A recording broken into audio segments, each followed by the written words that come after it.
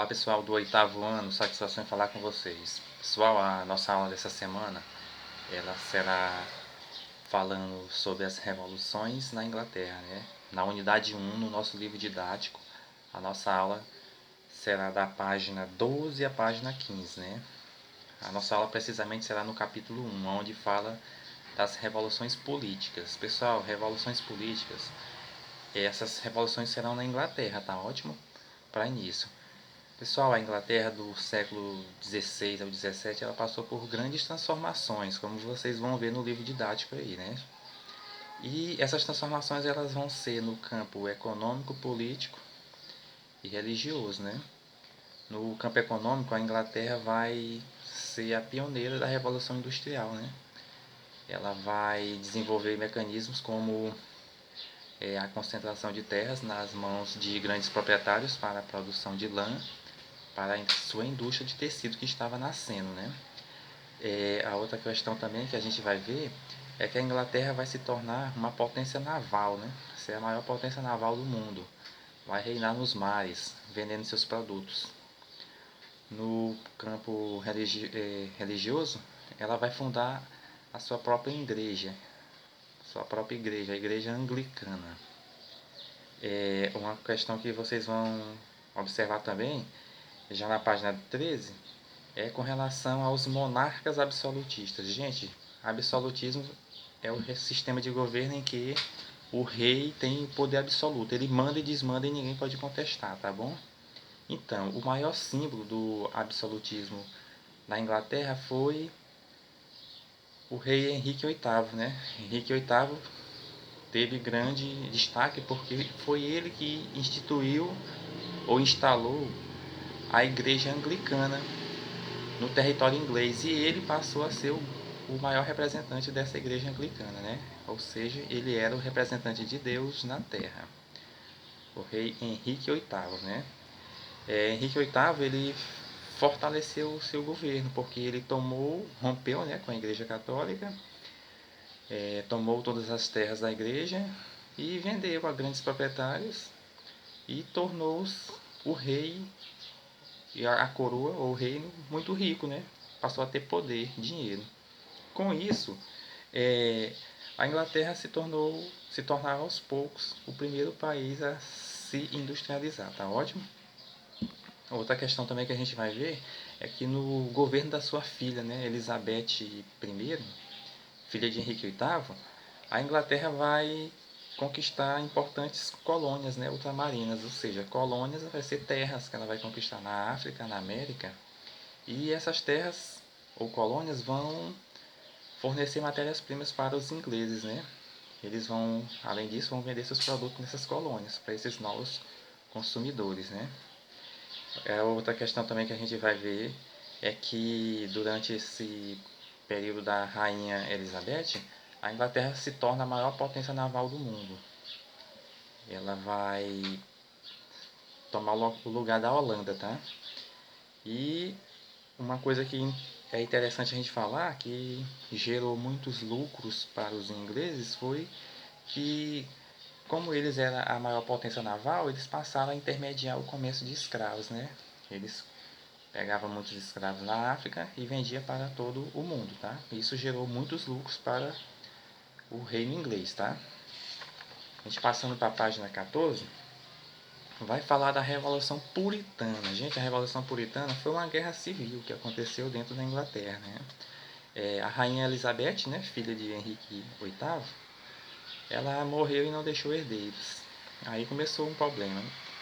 Um quer ser o rei, outro quer ser o rei, então muitos grupos com interesses divergentes vai ter aquele conflito. Porém, o reino foi entregue a seus uns primos distantes que ela tinha da Escócia, né, que era os Stuart, dinastia Stuart. Lembrando que Henrique VIII e Elizabeth I pertenciam à dinastia Tudor, que ficou no poder quase 120 anos, tá? Então, os Stuart da Escócia assumiram o governo inglês, né? E começou a ter um certo conflito, né, assim, de interesses.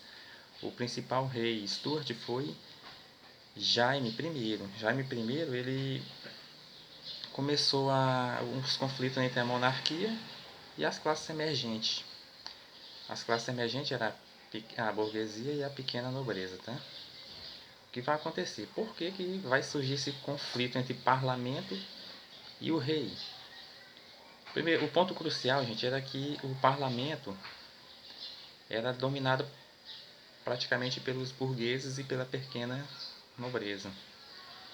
E o rei estava com os cofres vazios, né? Enquanto a burguesia enricava com a expansão econômica da Inglaterra, o reino lucrava pouco. Era preciso mudar isso. O reino precisava estar mais rico, mas para o reino criar leis no parlamento para cobrar mais impostos, a burguesia não aceitava. Então começou esse impasse, né? O que vai acontecer? Jaime I, o rei, sem autorização do parlamento, ele criou impostos para cobrar da população. E uma série de perseguições religiosas, né? Passou a perseguir católicos, calvinistas, pois o rei era membro da igreja anglicana. E começou esse conflito, essa perseguição religiosa. Tem até um filme chamado As Bruxas de Salem, que ela fala desse contexto histórico aqui, tá ótimo? Então, o parlamento posicionou-se contra essa política, né, de intolerância religiosa e passou a exigir mudanças. Mudanças como assim? Era preciso organizar o governo, porém, com a morte de Jaime I, seu filho Carlos I também deu prosseguimento à política do pai, perseguição religiosa e desrespeitar o parlamento. Só que é o seguinte, gente, a oposição política do rei se organizou e aumentou. O que vai acontecer? Os membros do parlamento exigiram mudanças na sociedade e nas leis do Estado. O rei se recusou a atender esses pedidos. O que vai acontecer? E em 1642, a Inglaterra vai viver uma guerra civil, né? A guerra civil que se chamou, na realidade, Revolução Puritana. E iniciou-se a conhecida Revolução Puritana.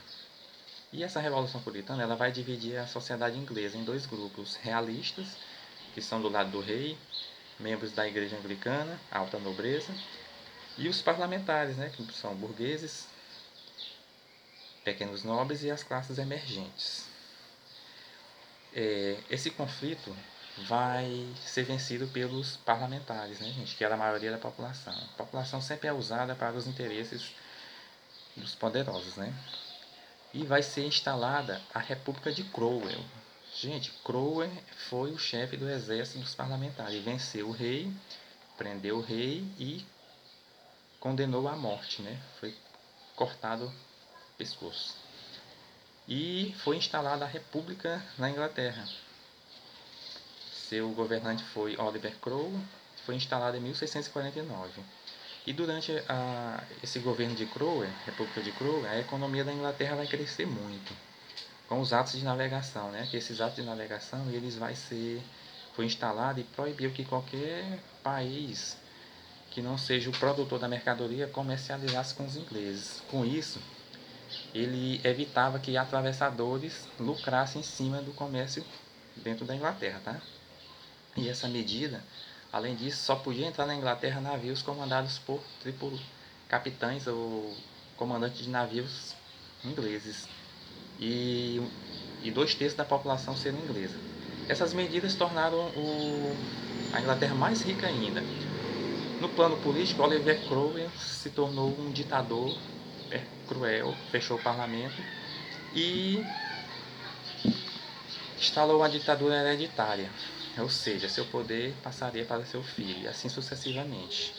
E se instituiu como Lorde Protetor da Inglaterra. Porém, com sua morte, o seu filho Ricardo não conseguiu manter o país calmo. Com isso, a burguesia, temendo uma nova guerra civil que colocasse em perigo os avanços econômicos conquistados, apoiou a restauração da monarquia. Essa foi a nossa aula de hoje.